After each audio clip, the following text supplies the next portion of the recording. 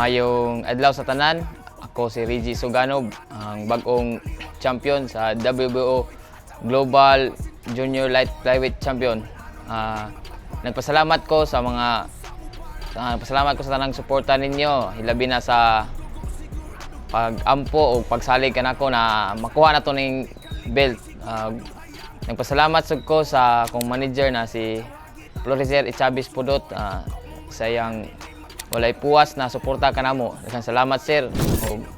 Og sa PMI Colleges Bohol, salamat sad ko sa akong team, PMI Boxing Stable, ilabi na sa akong coach na si Coach Nilio Naes, Itzel Burlas, og si Boss M Sakalam, og si Paul Hintalian og Romney Cobia. Daghang salamat kaninyo tanan nga ang atong kahago nagbunga jud sa nakuha dyan na to ang belt. O, sa akong pamilya sad, nagpasalamat sad ko sa ilang suporta na sila always kapunay.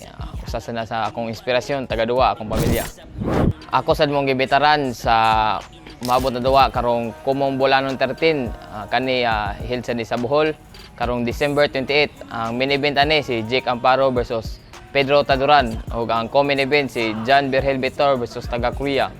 Ato sa dining suportaan sa ilang umaabot na duwa o atong iyampo sa ilang malampusong kadaugan.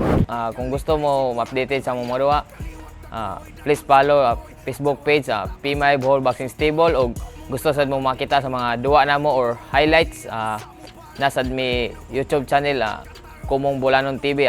Please subscribe and hit the notification bell button. Daghang salamat.